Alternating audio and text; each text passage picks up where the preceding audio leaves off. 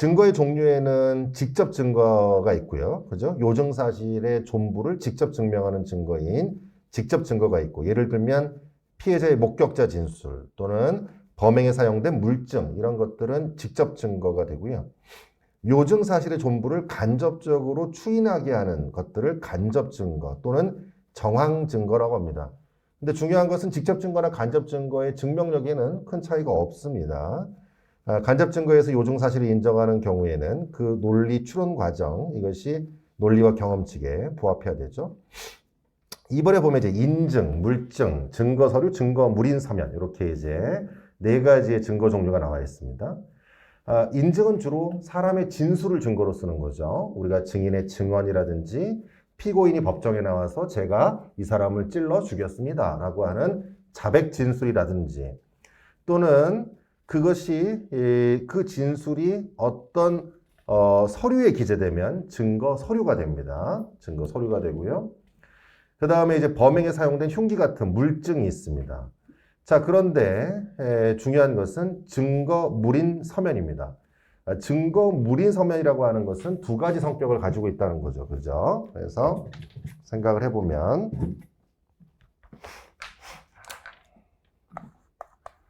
우리가 증거물이라고 하는 건 이것의 물적 상태를 증거로 쓰는 거잖아요. 그래서 그 물적 상태를 제시하고, 증거를 조사할 때 제시하고, 이 물적 상태의 현존 상태를 증거로 씁니다. 그런데 이제 우리가 증거 서류라고 하는 것은 이 안에 들어있는 진술의 내용을 증거로 쓰는 거예요. 그 안에 들어있는 내용, 그죠? 서류 안에 들어있는 내용을 증거로 쓰는 거죠. 이 두 개가 합쳐진 것을 우리는 증거물인 서면이다, 이렇게 이제 얘기를 하고, 이것은 결국은 그 안에 들어있는 내용도 증거로 쓰고 그 물적 상태도 증거로 쓴다. 이것이 이제 증거물인 서면이죠. 거기에 이제 대표적인 게 위조죄에서의 위조 문서, 그 다음에 무고죄에서의 허위 고소장, 허위로 고소한 사실이 있다라는 걸 증명해야 되죠. 고소장의 존재. 그 다음에 공갈자는 협박죄에서의 공갈 협박 편지. 이것은 그 협박 편지의 물적 상태도 증거로 쓰이고 편지의 내용도 증거로 쓰입니다. 그래서 이런 것들을 증거물인 서면이라고 합니다. 자, 이러한 분류를 하는 이유는 증거 조사 방법에 차이가 있습니다. 인증, 아까 얘기했던 증인의 증언 같은 것들은 신문을 통해서 증거 조사를 하지만, 물적 증거는 제시하는 거고요. 증거 서류는 내용을 증거로 쓰니까 요지를 고지합니다. 요지를. 이런 거죠. 우리가 이제 여러분이 나중에 변호사들이 재판을 하러 가시면은, 형사재판을 가면 판사가 재판이 거의 이제 끝나갈 무렵쯤에 이렇게 얘기합니다. 자, 지금부터 증거조사를 간단히 시작하겠습니다. 이렇게 얘기한단 말이에요. 그러면 이제 검사한테 물어보죠. 피고인한테 물어보고, 증거조사 좀 간이하게 해도 되겠죠? 네, 그렇게 하십시오. 이렇게 얘기한단 말이에요. 그럼 판사가 이제 우리가 지금까지 조사한 증거들을, 증거 기록을 이렇게 갖다 놓고는 쭉 넘깁니다. 넘기면서, 자, 기록 32페이지에 피신조서 있고요. 피신조서의 내용은 피의자가 살인을 범하였던 겁니다. 그 다음에 넘어가요. 또 쭉 넘어가요. 자, 그 다음에 42페이지에 진술조서, K의 진술조서 있죠. 자, 여기의 내용은, 목격자 K의 진술조서. 목격자 K가 피고인이 그 사람을 죽이는 것을 현장에서 목격했다는 내용입니다. 이런 내용으로 쭉 넘깁니다. 그러면서 이제 조사를 하잖아요. 자, 그 다음에 여기 압수물이 제시되어 있네요. 압수물, 사람을 찌른 칼, 현장에서 압수된 칼이 있습니다. 칼 제시되는 거 내용 보여주고 제시하고요. 이런 과정을 거칩니다. 이것들에 대한 증거 조사 과정이에요. 증거 조사 과정. 그래서 이러한 증거 조사 방법에 차이가 있다라는 것이다. 이 점을 잘 기억을 하시고, 그 중에서 이제 여러분이 나중에 문제가 될 수 있는 내용이 바로 증거물인 서면. 요게 요즘 문제로 많이 출제가 될 수 있기 때문에 잘 기억하시고, 아까 그 예들을 기억하셔야 됩니다. 공갈편지, 무고죄, 무고장, 부정수표 단속법에서의 수표, 이런 것들이죠. 본증과 반증이 있습니다. 증거의 용법에 따른 분류로 거증 책임을 지는 당사자가 그 책임을 다하기 위해서 제출하는 증거를 본증이라고 하고, 그죠? 그러니까 검사가 책임을 지는 사람은 검사가 되는 걸 본증이라고 하는 거죠. 그죠? 그러면 이제 검사가 이러이러이러한 유죄 증거가 있어요. 이렇게 되는 걸 본증이라고 하고, 이 증명하려고 하는 사실을 부인하기 위해서 내는 증거를 반증이라고 하는 거죠. 반증. 그것과 그 존재를 부인하기 위해서 하는 것. 그 다음에 그 존재를 부인하는 것이 아니라 그 존재는 인정하는데 그 존재의 증명력이 낮아요 라고 하는 게 탄핵 증거예요. 무슨 얘기인지 아시겠죠?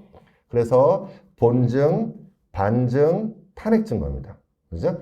탄핵 증거는 그 증거 자체의 증명력을 다투기 위해서 제출되는 겁니다. 그러니까 예를 들어서 검사가 이때 새벽 2시 30분이 사망 시각인데 이 사망 시각에 따른 분석 보고서 같은 것들을 증거로 내요. 그래서 이 사람이 이때 이 현장에 있었고 그 현장에 있었던 그 시점에 사망했던 것으로 보여진다라고 하는 이 내용을 내죠. 이런 것들을 본증이라고 하는 겁니다. 그랬더니 이쪽에서는 이 분석 보고서, 국가수에서 나온 이 분석 보고서의 계산 방식이 잘못됐고 이거에 대한 판단이 잘못됐다면서 따로 이 증거를 냅니다. 요거와 다른 분석을 내는, 이거에 따르게 되면 사망 시각이 4시 30분이고 이때는 이미 피고인이 CCTV에서 사라지고 없었던 시점이다. 이렇게 할 거 아니에요? 그럼 이런 거를 본증, 이런 거를 반증이라고 하는 거죠. 본증, 반증. 무슨 얘기인지 아시겠죠? 그 다음에 이제 탄핵 증거라고 하는 것은 그 증거 자체, 이 증거 자체를 다시 탄핵하는, 이거에 대한 증명력을 탄핵하는 다른 증거들을 얘기하는 거예요. 모순되는 증거라든지 이런 것들을 내는 걸 탄핵 증거라고 합니다. 탄핵 증거는 특히 전문 법칙에 의해서 증거 능력이 없는 증거로 탄핵하는 거죠. 그 다음에 진술 증거와 비진술 증거는 다 아실 거고요. 그 다음에 이제 증거 능력과 증명력도 아시죠. 증거 능력이란 엄격한 증명의 증거로 쓸 수 있는 법률상의 자격을 얘기하고요. 이 증거의 가치를 의미하는 게 아니고 증거의 가치는 증거의 증명력을 얘기하는 거죠. 증명력. 증거 능력은 증거로 쓸 수 있는가 이거의 문제이고 증명력은 그것이 증거로서의 가치가 있는 것인가 이거에 대한 문제이죠. 그래서 그 점을 기억하시는 게 중요하고, 동그라미 2번에 보면 증거 능력을 갖춘 증거들 중 어떤 증거를 믿을 것인가의 문제, 이게 바로 증명력의 문제이죠. 그래서 우리가 이제 이렇잖아요.